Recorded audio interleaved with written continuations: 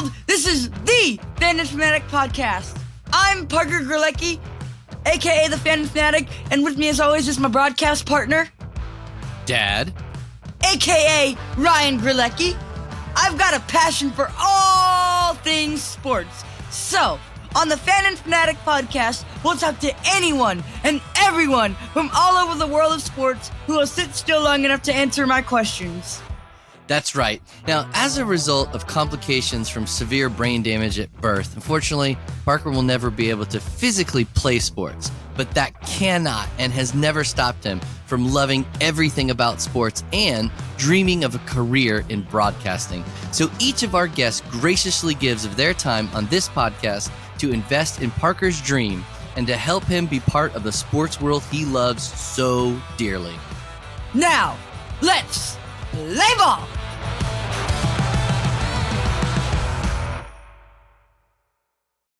Welcome back, Fanatic Addicts. I would like to introduce you to Mr. Brad Hodge. Okay, Mr. Hodge, here are some personal questions for you. Where did you go to high school?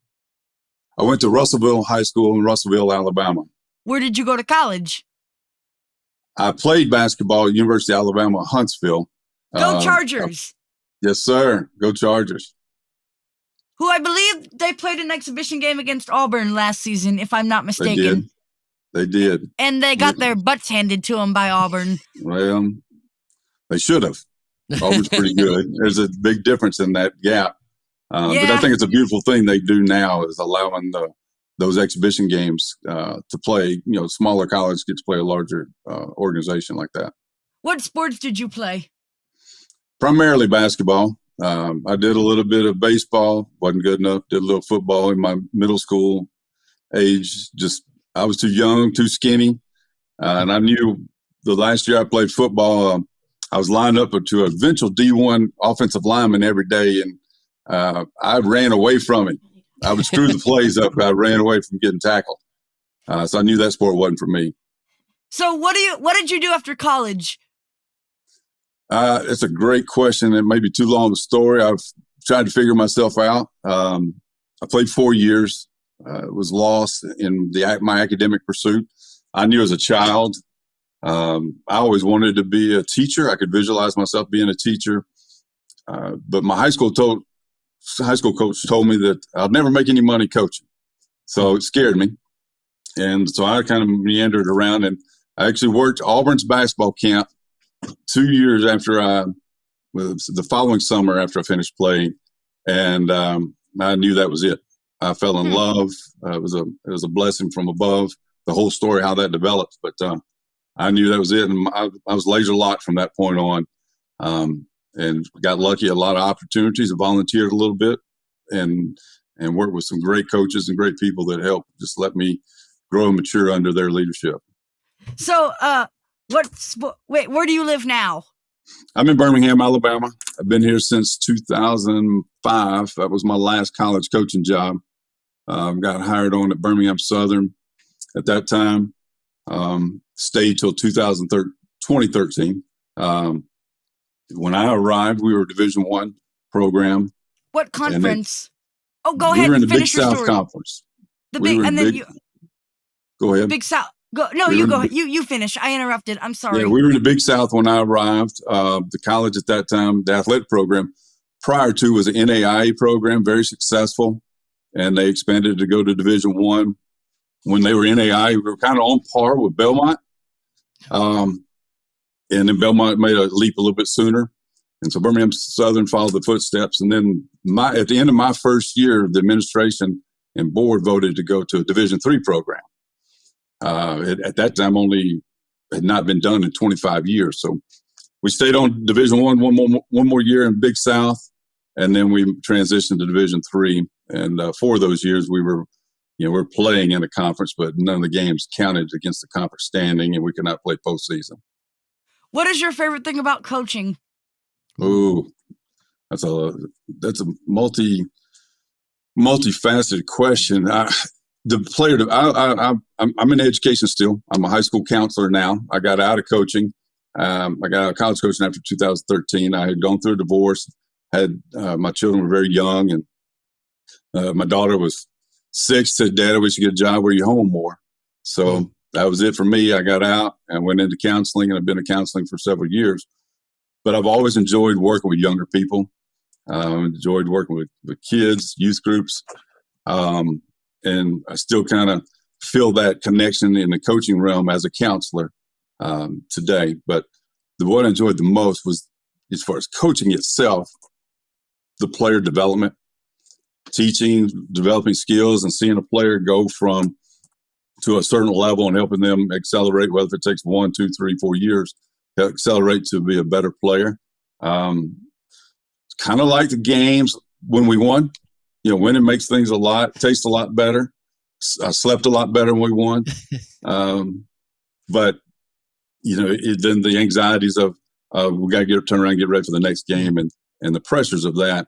I didn't say it was always the most enjoyable, but the practice and development. And I heard John Wooden say it years ago. He's like, he missed practice more than anything else. And I completely agree with that, being out of coaching now. Out of all your experiences, what was the greatest moment or memory? As a coach? Out of all. Your entire career. Your entire career.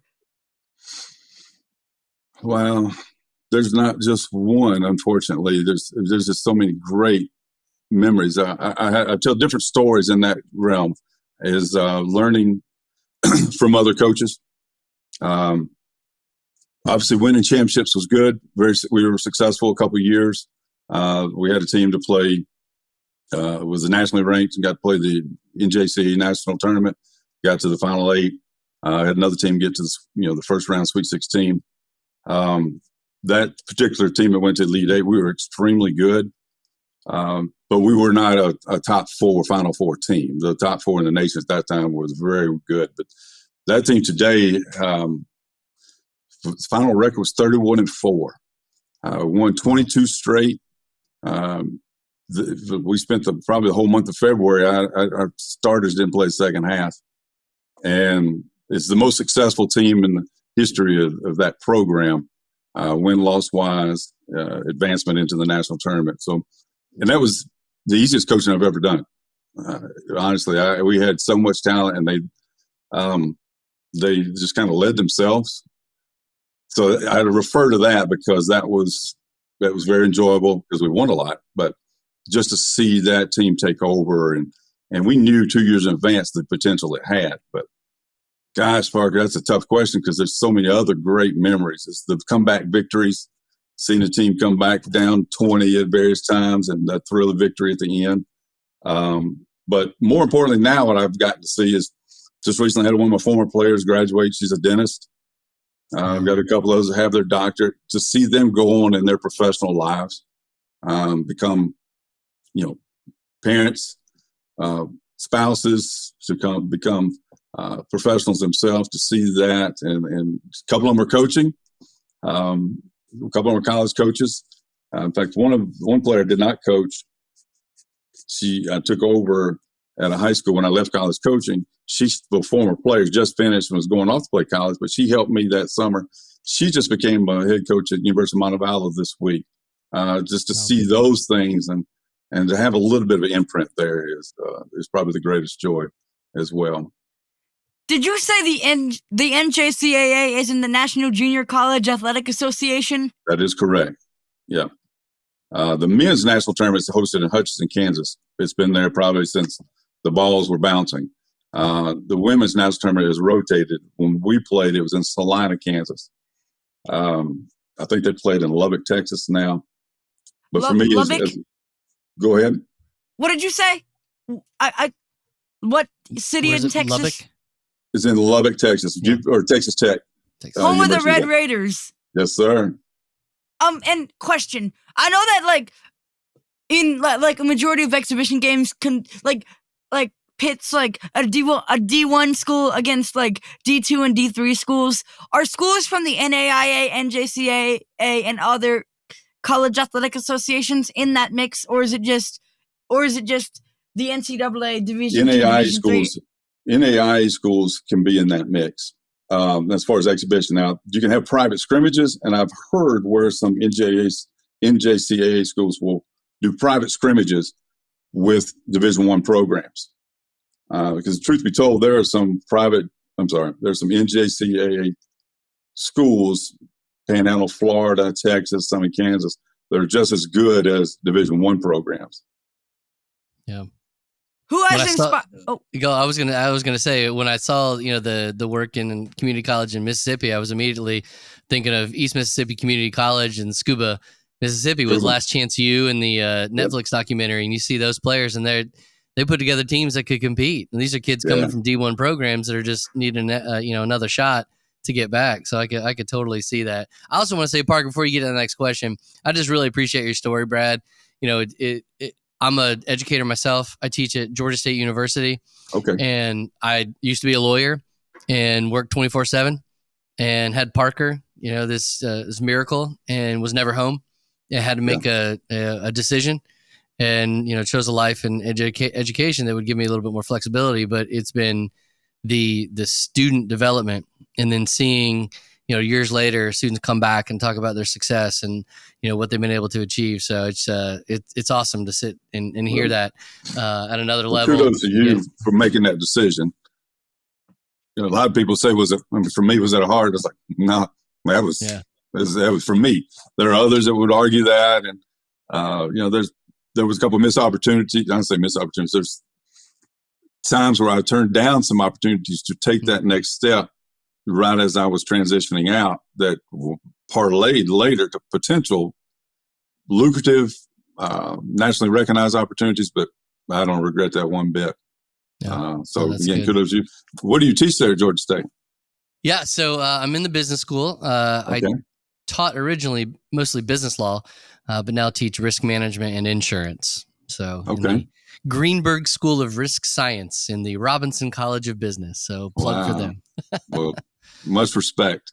Well, thank you. No, I appreciate you and your journey as well. Parker, go ahead. I apologize. I had to say it, though. Who has inspired you in your career, Mr. Hodge, sir? Oh, man, we're going to run out of time.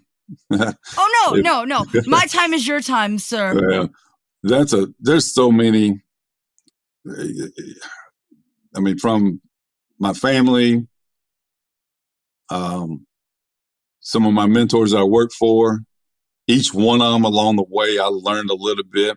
If I had a do-over, and I had this conversation with my our basketball coach here at the school I work at, if I do-over, I would like to I would have been assistant longer and learn from other coaches. I probably wasn't as good of an offensive mind. I was more defensive minded, and one of the coaches allowed me to just take over the defense. But that opportunity to learn more there, but so many of them. I want to answer your question fairly, but I studied Dean Smith. I was a huge North Carolina fan. I can remember as a little kid watching the NCAA tournament when Michael Jordan hit the shot to win it as a freshman. Georgetown, right? Against Georgetown. I watched that because earlier in that NCAA tournament, Alabama played North Carolina in the Sweet 16 and beat them. So I was like, well, let me follow this North Carolina team. Wait, hold on. I'm confused. So sure. Alabama beat North Carolina in the Sweet 16. No, they played. North Carolina beat Alabama. Wait, hold on. You said Alabama beat North Carolina. I did. Sorry. I apologize. Yeah. Those are my bad words. I wanted them to beat them because I was pulling for them. Right. He's trying to manifest it, Parker. Yeah. Question. So you said. So what do you do? So what do you do now? Because you said that. Yeah. Wait. I'm a high school counselor. I'm a high school counselor here in Birmingham. I'm at Carver High School. Oh, Carver. Carver High School. We're the Rams, the mighty Rams. But I've been the senior counselor here the last 3 years, which is fun because I help them transition into that college opportunity or career path, or just make sure we get completed because with the impacts of COVID, some were caught up into their credits needed, so we were able to help them get that so they could transition to to whatever their career path wants to be. But Parker, I don't think I want to give fair note to your question previously.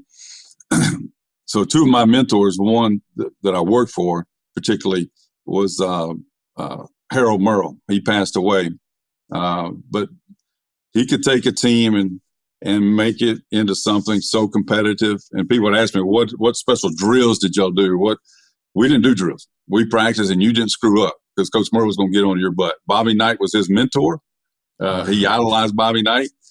And so Coach Merle is one of the best I've ever been. I'm so blessed to have worked for him. I'm also blessed because I worked for him at the end of his career where he was a little bit not as tough. I won't say not as tough because he was still tough. But I learned so much from Coach Merle in that regards. And other coaches I worked for, Mike Vining was at it's now Louisiana Monroe. Mike Vining is the all-time winningest coach in Southland Conference history, all-time winningest coach in it was then Northeast Louisiana University, but it's now University of Louisiana Monroe. I think he has 7 NCAA tournaments on his belt, and very, very successful. He just didn't. He wanted to win that one tournament game well before it became a commonality. He was always that 14, 15 seed that would scare a team, just couldn't get over the hump. But those two, Mike Vining gave me a chance when nobody would. Coach Merle gave me a chance when nobody would, and I'm forever grateful for what they did for me. Is it different coaching men as opposed to coaching women? Well, it's still the same game. The ball is a different size. The shot clock is different. Now the college game is different in that regards because they do the quarters on the women's side. Yep. It's and I think they actually came up with a good thing where late in the game, I don't know the sequence, but the coach can call timeout and they can get it to half court like the NBA does. Right. So it's still the same game. Yes, there are differences though. You can't deny there are gender differences in the regards of team unity. I had a coach tell me this years ago. Alan LaForce was the head coach at Coastal Carolina University when I was in the Big South with him. And he said, Brad, I'm going to teach you a lesson. Winning makes men happy. Happy women win. If you can figure out that method, it'll go a long way. I don't think I did a very good job at times because, just the dynamics, the yarn, the ball of yarn, and women are tied differently than us men. And that's a good thing. They can stay a little tighter in that regard. Did you say, oh, shoot. That's good. I'm sorry. Finish it. Wait, No. did you say finished. Go Alan ahead, question. Did you say Alan LaForce? Alan LaForce. Is He's not Alan there not Allie LaForce. No, hold on. Go ahead. You finish, and then I'll ask my question about Alan LaForce. He's not you there finish anymore. talking. Yeah, he's not there anymore. But he gave me that difference there.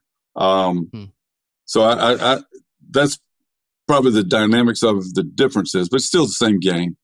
And winners want to win. And so if you got good team, competitive winners, they'll do whatever they got to do to win. I don't want to ever sound like it's disrespectful to the women's game because there's plenty of winners that want to win there. And I don't want to belittle. They're daggum good players in the women's game. The women's game's come so far in the last 20, well, really in the last 10 years for that matter. But it's just knowing your team personnel. And I think that's just as important on the men's side as it is the women's side. But it's about, at the end of the day, it's about relationships and how you treat people, how you love up on them, and how you're going to help them in all avenues of either academic, athletic, or personal success.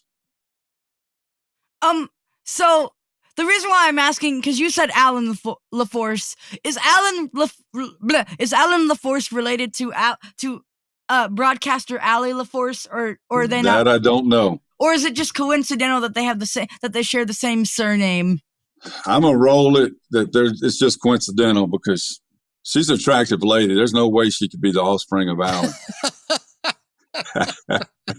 And I'm saying that. I'm hoping he hears that. That's awesome. So you've obviously heard all the NIL stuff, right? How Yes, like sir. now is it different for are D2 and D3 athletes getting profit, like making profit off of their NIL just like D1, or is it not really because no one gives a rip about D2 or D3? And I think there are. I'm not trying to say that no one gives a rip. I'm just saying that what I meant, I didn't mean gives a rip in the context of no one cares. I meant doesn't give a rip as a meaning like it's not as big as right. one. It's not as big as a D1 school. Yeah, it just doesn't draw the media attention. It doesn't draw the other attentions in that direction. It does in those communities. I'll give an example. You look at Florence, Alabama, University of North Alabama. In that community, University of North Alabama is a big, now they're actually D1. Go Lions. There you go. So it is big in those communities. Now, they may not reach the financial rewards that some of the elaborate NIL deals are, but they're still getting probably free dinners because there's the social media following that comes with that. In fact, I've got a good friend of mine I work with now.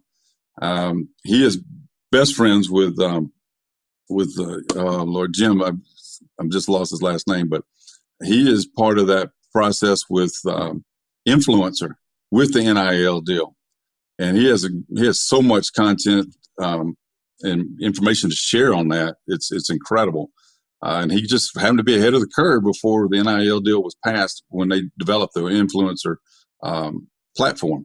But he only X amount of numbers of percentage in the top tier are going to get that big dollar figure, but the others are still getting benefits. And a D3 athlete can gain, particularly in some of your track and field sports, your swimming, individualized gymnastics, perhaps. If they've got a good social media following, they're going to follow the money. Whoever's got a way to tackle onto that influence that individual has, they're going to find a way to springboard onto that influencer ability from that athlete. But the glamorization comes at the Division I level for sure. What do you think makes a successful college athlete? Pass class. You got to stay eligible. That's right. Can't be a college athlete if you're not a student first. Right. You got to remain eligible. Great question, and I think that's the key is getting into the right program. You could be a great athlete and it not fit the program where you're at. It may not fit the coaching philosophy, or whatever the coach may want to do with that team. And when I was a junior college coach, it was a joy to be a junior college coach because our players were being recruited and we recruited them. So there's a jointed effort there, and we were kind of bridging that gap. But when our players were being recruited, I always felt like there were four important components. Number one, go where it's paid for. If you can get a scholarship paid for, go for that. Two, go where you got a chance to play for a championship. If you can't, you can go be at a lower level D1 program and not play for a championship, but you can say, oh, I'm a D1 athlete. Well, there are a lot of D2 programs that are going to blow the doors off of some D1 programs at that level. So if you got a chance to play for a championship, because that's what it's about, if you want as an athlete, you want to know that you had a chance, and if you could win multiples. So that was the second part. The third was go where you can have a relationship with the coach, and I'm not meaning any type of romantic or anything, more of an interpersonal. You know that when your career is over with, you're going to be able to stay in touch with that individual, and then you can go to that person because college is tough for an athlete or any person for that matter. But you can go to your coach, shut the door, and just spill whatever's on you in your can. You got to talk about it, and I felt like many times when I was a college coach, I was more of a counselor than I was a coach. So the third would be the relationship, and the final one is go where they're going to give you a chance, where you got a chance to have an opportunity after college with a job. If you're going to go play, continue your career, they're going to help get you connected to the right place. So to answer that, where a person can be successful is in those four areas. when they start. But consistency is better than intensity. Some players would come in, work hard one day, then they just want to take a day off. They did too much the night before, or whatever it may be. Being consistent, being reliable, and then just being that person that you can see that consistency, that growth and development. And when your numbers call, and being ready. There's so many examples of that where just I can't think of any offhand, but when it was time, that person was ready to go to perform. Can we circle back to the WNBA for a second? We sure can. I'm actually dying to go to a WNBA game. I've never been to one before. You have not? They got the dream right there. Right. Oh there. yeah. Yeah, I'm hoping that I'll get to go someday. Well, I have a former, he wasn't a player for me, but when I was coaching at Birmingham Southern, he's assistant for the Los Angeles team now. The Sparks? No, I'm sorry, Las Vegas. Apologize. Oh, the Aces. The Aces. He is assistant, and to watch his journey has been incredible. He played there with us, and then he just worked as a developmental guy, and then before you know it, he's a developmental guy for the Toronto Raptors when they won the NBA championship. Then he gets this opportunity and with the Aces, and they've won a championship. So he's got 2 professional championship rings under his belt. And I don't know his age now, but he's still a young man. So what is number 1 on your bucket list of sporting events to attend that you haven't attended yet? Now we're talking stuff here. Yeah, I've got my bucket list is so long, Parker. But my number 1 is a Stanley Cup Game 7. Wow. I think that's the first hockey reference we've heard for bucket list. That's pretty cool. Yeah. I love hockey. The college I played at, UH, had a hockey program. And I got to hang out with those guys and get to learn the game and study it. I love a good hockey game. So go ahead, finish your story, my friend. I got to see Game 6. I didn't get to see it live. Nashville, the Nashville team. I'm thinking Predators. The Predators? Yeah. They played the Red Wings several years ago, and Game 6 was in Nashville, and the Red Wings won it that day. But I was on the street outside the building watching on the big screen. But yeah, that would be my number 1. But a game in the Forum, they don't play there anymore, but the old Western Forum back when I was a huge Lakers fan. But man, I got so many. My list is probably about 200 deep. And it's not all sports related, but it's heavily influenced sports related. Which Parker, one day when you get JW, you need to let him tell you about my Madison Square Garden story.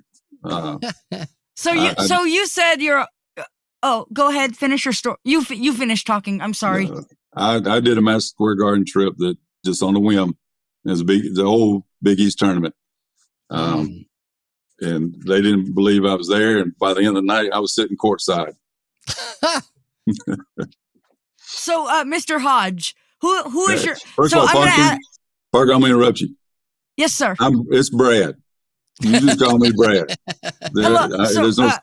Mr. was my dad, if you want to do that, but it's Brad, please.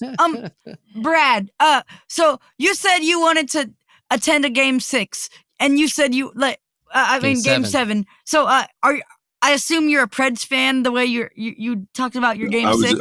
I'm a hockey fan. I'm a sports fan. Let me rephrase it. I am a sports fan, but that's Game 7 is the epitome of that world. Hockey the creme world. de la creme. The Stanley Cup, the trophies, it's there. Somebody will be getting it that night. And to see that, it's remarkable. So you alluded to, you like before we went on the air, you pointed out that, yes, I am wearing a Mississippi State t-shirt. So I'll hand it over to my co-host to explain why that is. I wasn't there. Listen, pal. No. Explain to this man why I'm wearing. So anywho, I'll tell it. My grandfather has a friend who was from high school, who was the athletic trainer at the high school, and then was the athletic trainer at MSU for a while. And like I said, I'm like my mom's whole side of the family are Auburn fans. And I was gracious enough to get to go to the Auburn Mississippi State game last November. And let me tell you, that was one heck of a game. and so and we actually like you know who Paul Feinbaum is. I do. Yes. He had a journalist from Mississippi State on his show by the name of Tanner Marler. So we reached out and like my grandfather reached out and yeah, we connected. Then I got to go visit the journalism school and be a part of their news broadcast. Take 30 News is what, and so this is from the School of Economic Development. Okay. Yeah, the university loaded him up with swag. So, but anyway, the story though, the better part of the story though, Parker, is not that shirt, but we're talking to Brad because we met his uncle JW, who's been on the podcast at Tybee Island because he was wearing a Bama shirt and you were wearing a Mississippi State shirt, and you walked up to him and said "Roll Tide," and he was like, "I got to talk to this guy wearing a Mississippi State shirt who would dare to say Roll Tide," and that's sort of how it all got started. And so that's why the Mississippi State shirt is sort of, there's a connection there. That's the connective tissue. But this Parker, wasn't. You learned. I mean, next to abracadabra, those are the two best words and that we know.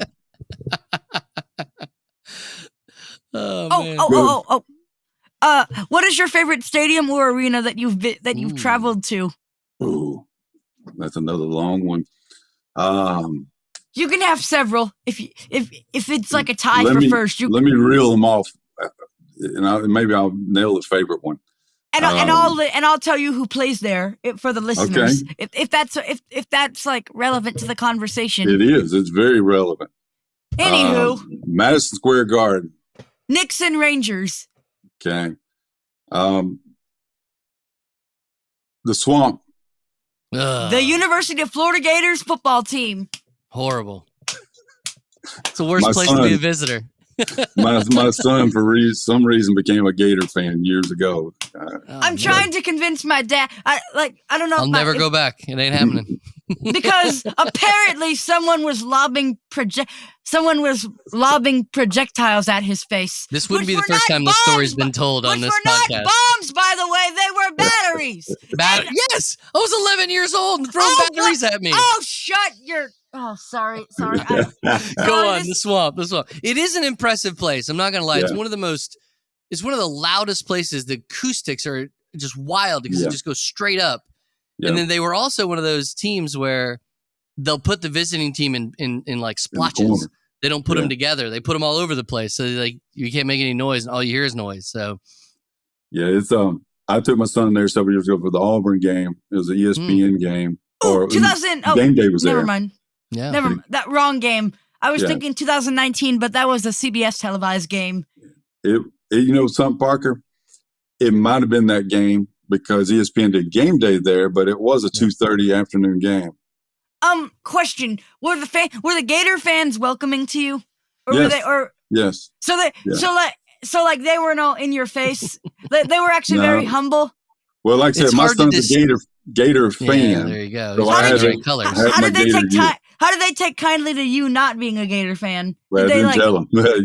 He's wearing the right colors. That's the problem. You don't walk into Gainesville wearing garnet and gold. I didn't wear my Bama stuff. Well, I was wearing Texas A&M shirt in Tuscaloosa, and I didn't get any crap from Bama fans. Because it's the same color.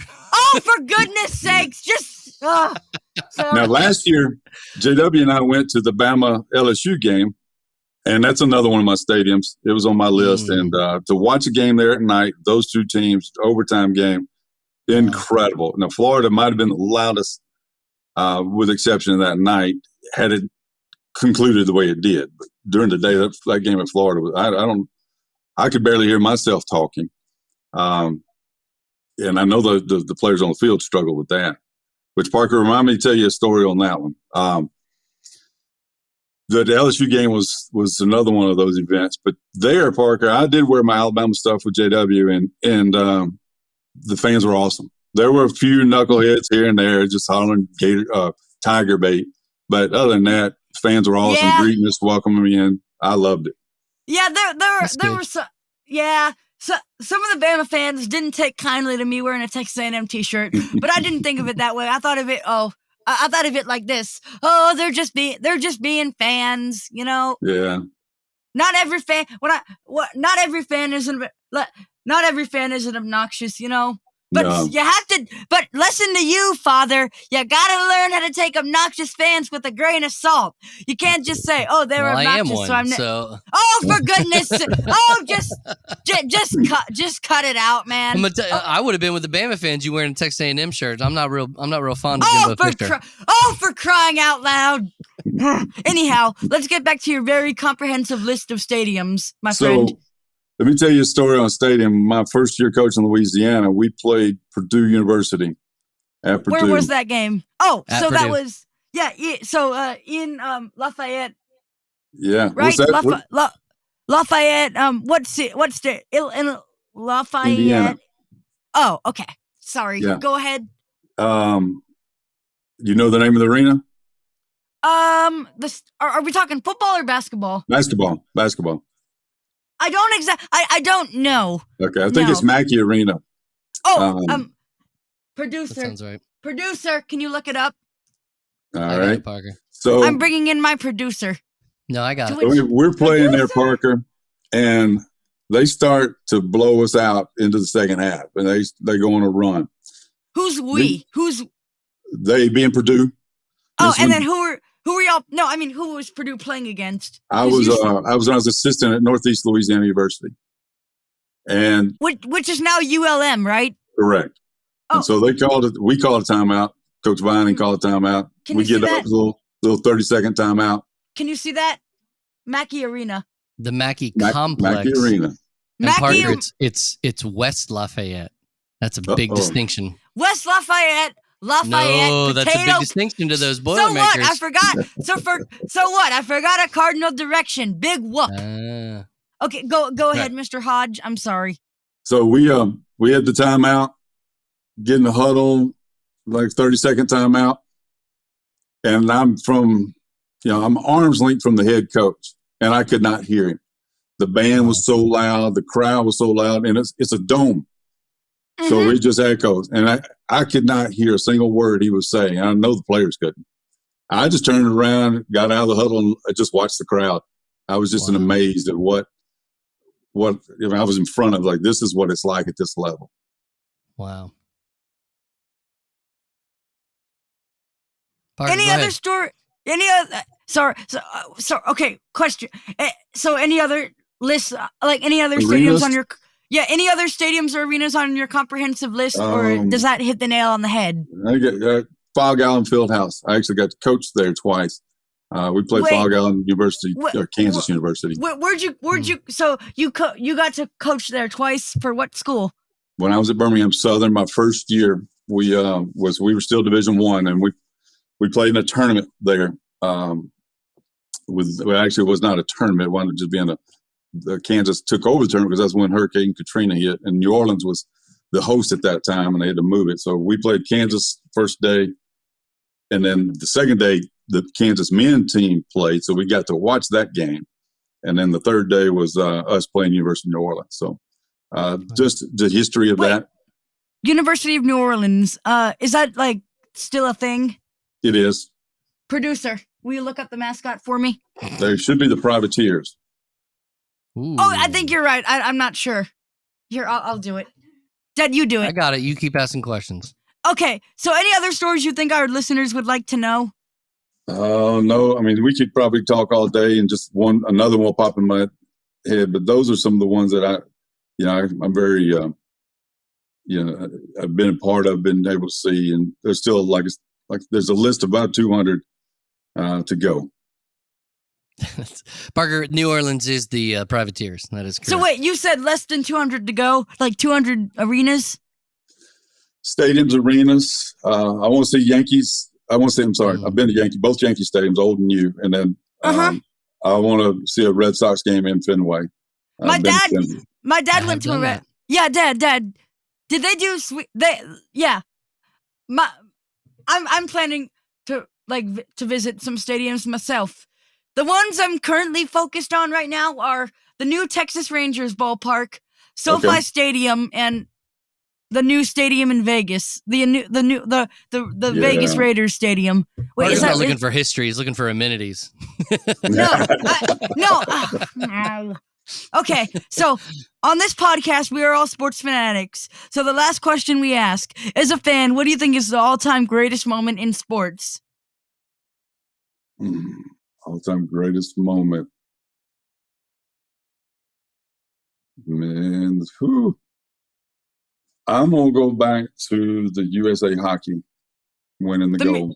The Miracle on Ice? Do you remember, so funny story about me is I actually got to interview two of the players from the team, Mike Ruzioni and Jack O'Callahan. I'll turn it over to my partner to explain that. Have you posted those? Yeah, they're actually on YouTube. So Okay. this is way before the podcast. Parker in 2015 was Ace Hardware's Ace All-Star, which is their national spokesperson to raise money for Children's Miracle Network. So and 3 years as a result later, of that, 2018, they invited him to come out and do some sports broadcasting for their golf shootout.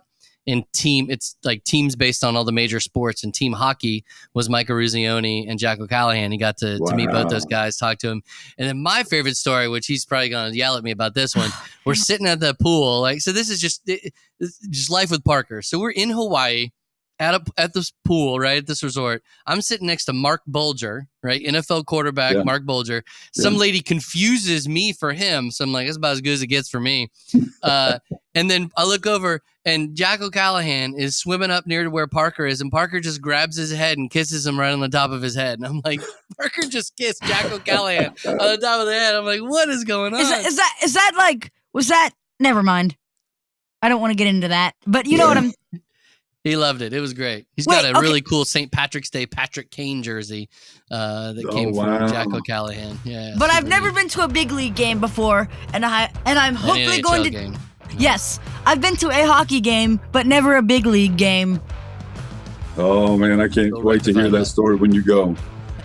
All right, fanatics. I hope you enjoyed this week's episode of The Fan and Fanatic. Thank you for joining us, and thank you for all of your support. Don't forget to follow or subscribe, or whatever your podcast app says to do. And you can follow us on Facebook, Instagram, and YouTube. For my broadcast partner, Ryan Grelecki, this is Parker Grelecki saying, Game, Set, Match!